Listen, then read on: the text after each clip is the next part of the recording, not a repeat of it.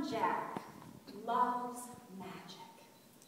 It started when he was 7, and that Christmas he'd gotten this little store-bought magic kit with a plastic wand and a few simple tricks. And over time, by the time he was 12, his love for magic had grown to include a little series of books about Harry Potter. And one day I said, I'm going to take you to Universal Studios to see the wizarding world of Harry Potter, where magic comes to life. And magic had indeed come to life for us that day, for Jack and his older brother Tyler and their friend Carl. We got chocolate frogs from Honeydukes. We browsed the wand selection at Olive Handers. We drank big frothy mugs of butterbeer. We toured the Hogwarts castle. We caught a glimpse of Harry, Ron, and Hermione. We flew in a Quidditch match, and we narrowly escaped the Dementors. And we were just leaving the park when suddenly we heard a voice calling out, "Hurry, hurry, hurry, ladies and gentlemen, step right this way for the magic show. Time's are wasted. Show starts in 5 minutes."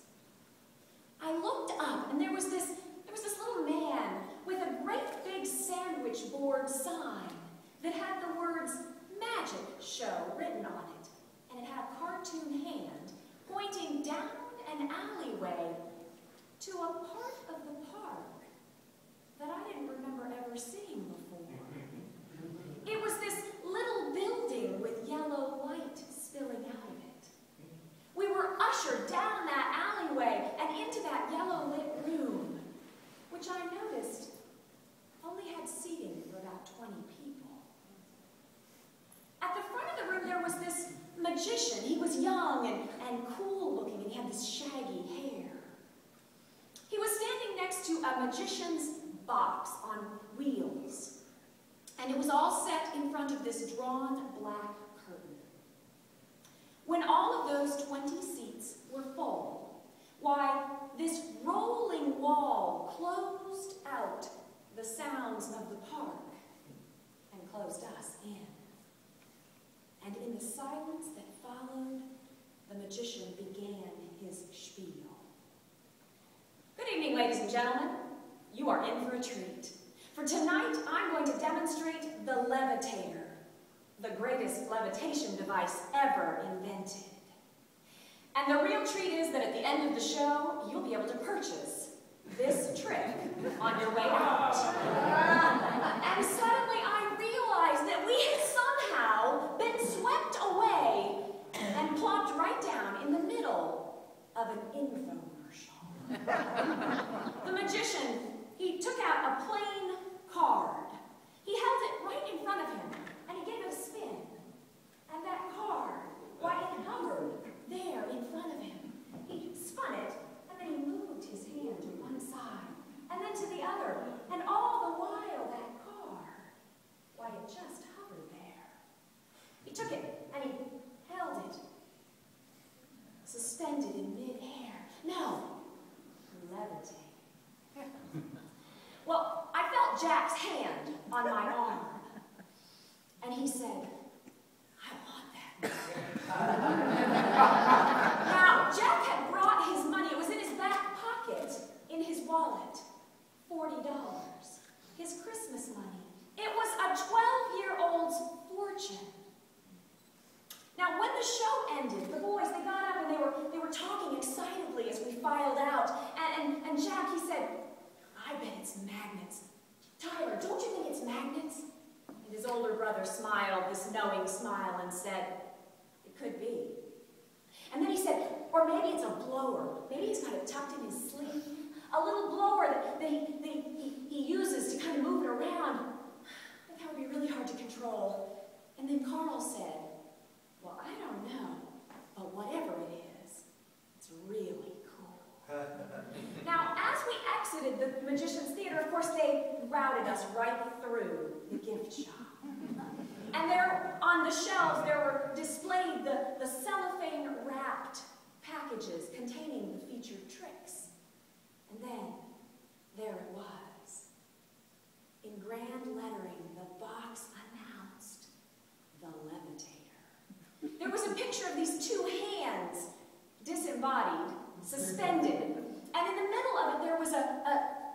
started spinning. And along the bottom it said, "The greatest levitation device ever invented." We stopped at the counter. "How much is the Levitator?" There was a little man perched on a stool there behind the cash register, and he said, "The Levitator? It's $39.95. I felt Jack's hand on my arm again. I really wanted Mom. Now, here was my dilemma. I knew that whatever was in that box, it was not a floating card. I knew that because I'm a grown-up. And years of life experience, a couple of science classes have taught me that things don't float around on their own. It was a trick, a magic trick, obviously.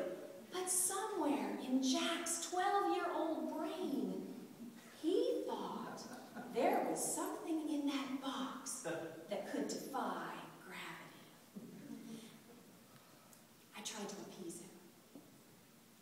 I knew that I could either say yes to this box of potential disappointment, or I could say no, and he would forever remember the time that Mom wouldn't let him get the Levitator. And he would dream for years to come about the wonders contained in that box. So I said, "Listen, buddy, let's think about it. I'm sure they have a website. If you still want it, when we get home, we'll order it. Your birthday's coming up. You can ask for it for your birthday." He hung his head. And then Tyler, his older brother, stepped forward. "Listen, Jack, I'm kind of curious about how that works too. So I'll tell you what. If you want, I'll go in on it with you." Jack looked up, his face brightened, and he said, "Yeah, you know, if we each put in $20, well, that isn't so bad at all." And then Tyler grinned the grin of a broke high school student, and he said, "Well, I don't have $20. And he reached into his pocket and he pulled out this crumpled up $5 bill and a couple of ones. "I've got 7. Carl stepped forward. He reached back there and pulled out his wallet and took out $4. And all 3 of them looked at me. And 10 minutes later, we were the proud owners of a cellophane-wrapped box containing the wonders of the Levitator. When we got in the car to go home, I said, "Listen, guys, don't open that in the car. It probably has small pieces. We could hear them, something shuttling back and forth inside the box. And if something gets lost, it probably won't work. They could get stuck down in the seat or lost on the floor. Leave it in the packaging." And so, after an excitement-filled hour of speculation on the drive home, the boys raced into the kitchen. They flipped the light on over the kitchen table, and they gathered around, and they tore that cellophane off the packaging. Inside that box, there was this folded cardboard supply wallet. They flipped it open, and all 3 of them quickly scanned its contents, looking for magnets or a motor or some other magical contraption. Now, what they found inside was, magicians have a rule, and it is that a magician never reveals his secrets. It's written right on the box. And I'm about to break that rule. So, if you do not want to know, now is the time to cover your ears, because I'm about to reveal the secret of the Levitator. What Jack and Tyler and Carl saw inside that folded cardboard supply wallet were 3 things. There was a red-backed playing card. There was another card that had been cut in half and notched at either end, and stuck in one of the notches and wound around that half of a playing card was this thick, black, yarn-like thread. And there was an instructional DVD. Jack, he lowered his head a little, and he sat there very quietly. And we all stood watching him. face reddening with disappointment, and he said, "It's thread, Mom."